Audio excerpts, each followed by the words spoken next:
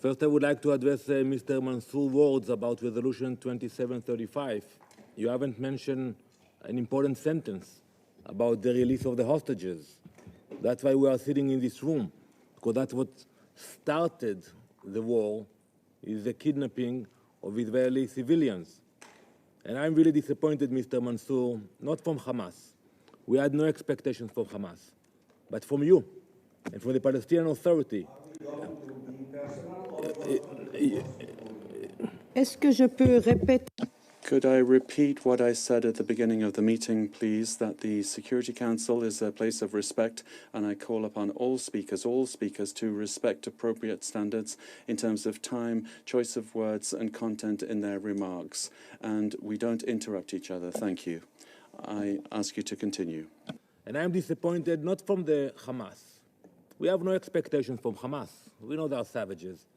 But the Palestinian Authority, you are the moderate, the educated, and you are not capable after a year to say we condemn the atrocities of October 7th, we condemn Hamas, and it makes us wonder about the future, about ideas, but you are not able to say that.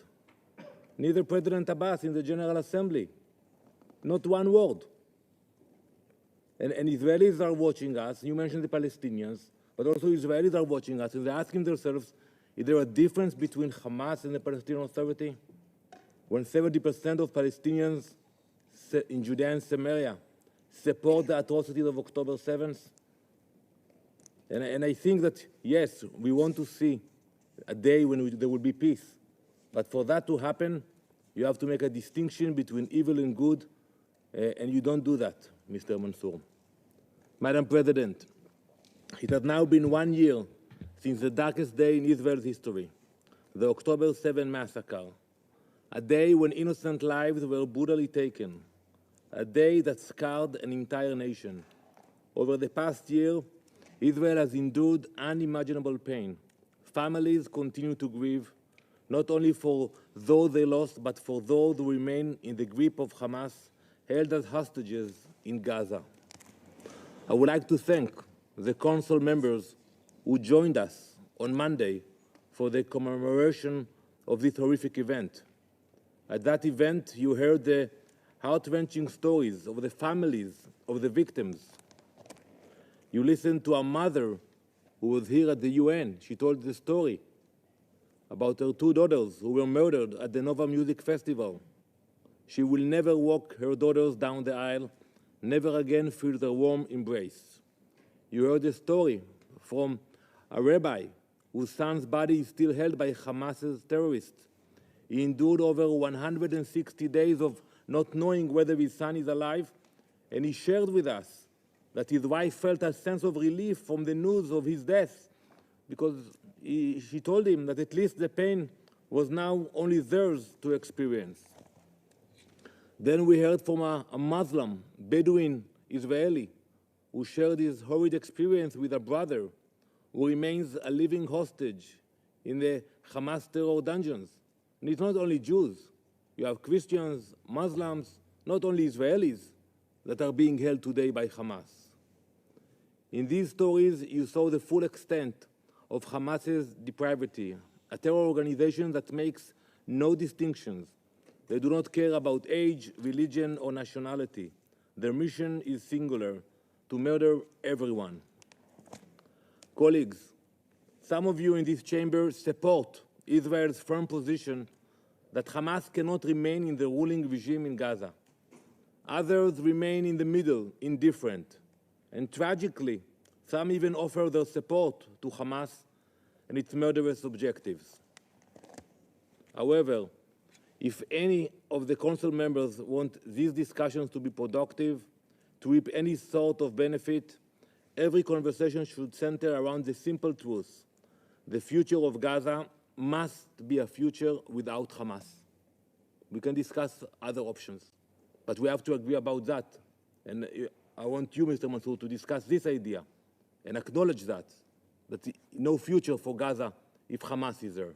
We know what happened to your colleagues from the PA when they were ruling Gaza, when Hamas took over.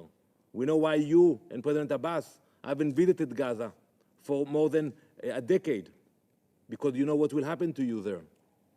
We must start to envision Gaza freed from the clenched grip of terror. What would it look like? How would it work? How could Gaza thrive when it is free of this destructive regime? I, myself, and many Israelis, we have a vision for Gaza without Hamas. Aid would finally reach those who truly need it. You spoke about the aid. Do you know that in one day, about 50% of the trucks were hijacked by Hamas? I haven't heard that from the distinguished reporters we heard today. 50%, not one or two trucks, 50% being hijacked. In the future, the trucks carrying that aid would no longer be violently hijacked. Money intended for civilian welfare would not be diverted by terrorists. The money being donated would be poured into schools and hospitals, not weapons. The fuel sent to Gaza would be used in homes for cooking, not for launching rockets. Concrete would be used to build highways, not terror tunnels. Hamas has exploited the suffering of its people, using the misery in Gaza as a propaganda tool while they line their pockets and boost their arsenals. Our vision of Gaza is not an impossible dream. It is within reach. But it cannot happen while Hamas remains in control, diverting aid, exploiting resources, and worsening the suffering of their own people. On October 7 this year, 2 days ago, Hamas fired several rockets into civilian areas in Israel. The fact that this fight is not over, unfortunately. The Israel Defense Forces will continue to operate until all the objectives of this war are met, until Hamas's military capabilities are dismantled and all our hostages returned. Madam President, despite the ongoing threats from 7 fronts, despite the unspeakable atrocities committed against our people, Israel's humanitarian efforts in Gaza have been nothing short of extraordinary. The facts are clear. Over 52,000 trucks have entered Gaza under Israeli coordination, delivering more than 1 million tons of aid, 700,000 tons of it being food. Israel imposes no restrictions on humanitarian aid. In fact, 82% of all requests for humanitarian coordination have been approved and implemented. Our humanitarian coordination covers a broad range of needs as they arise. And yes, we work with UN agencies. We have worked closely with global partners like WHO and UNICEF to vaccinate over 500,000 Gazan children against polio in a matter of weeks. The second stage of the vaccination campaign is commencing next week. This is a cooperation we strive for with our partners. We are willing and able to work on the ground.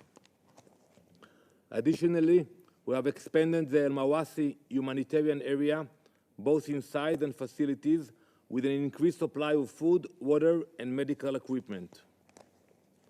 Now, compare our efforts to the failures of UNRWA. While Israel cooperates with international organizations like WHO and UNICEF to improve the lives of civilians, UNRWA Gaza has allowed Hamas to infiltrate its ranks. This infiltration is so ingrained, so institutional, that the organization is simply beyond repair. The contrast could not be clearer. While Israel fights to protect and uplift civilians, UNRWA leave them and allow them to suffer. Israel has been warning for months about the infiltration of Hamas into UNRWA, yet not significant action has been taken. And I haven't heard the distinguished gentleman from UNRWA, when he spoke about the casualties, how many of them were affiliated with Hamas. We gave the names to UNRWA. The recent revelation that Fatah Sharif Hamas's commander in Lebanon this time. He was also an UNRWA school principal, believe it or not, a principal. And he was the head of its teachers' union, the head of Hamas in Lebanon. That's beyond imagination. This is not merely a failure of oversight. This is the absurd reality we are facing. An organization that claims to provide education and humanitarian aid has been infiltrated to the point where terrorists are running classrooms, indoctrinating future generations, and hiding in plain sight under the banner of the United Nations. Distinguished Council members, we have debated this issue in circles for months, to no avail. The focus of these discussions must shift from the symptoms to the disease itself, the Islamic regime of Iran. Today, we discuss the humanitarian situation in Gaza. Tomorrow, we will have a discussion about Lebanon. What will be next? Yemen? Iraq?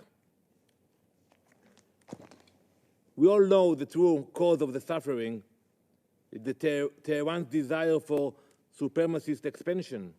Iran's aggression continues unrestricted. Just last week, Iran launched hundreds of missiles in the largest ballistic attack in history. In history. No state in the world would tolerate such assaults on its people, and Israel will not tolerate it either. We will choose when and where our response takes place. It will be decisive, and we will not hesitate to defend ourselves. 1 year has passed since the October 7 massacre. 1 year of pain, mourning, and resilience. Yet, what have we learned in that time? Have we truly confronted the evil that seeks to destroy us? Or are we still debating, still pointing fingers?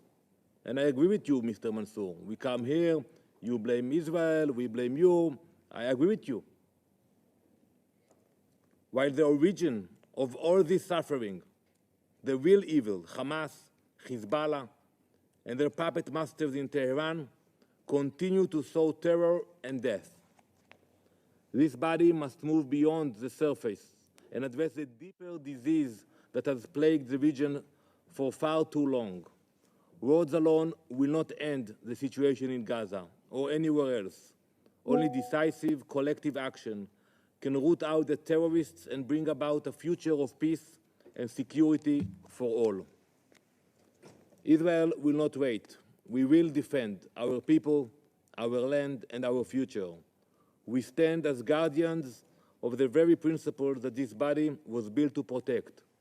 It has been 1 year since the massacre of October 7. We cannot afford another. Thank you, Madam President. Je remercie le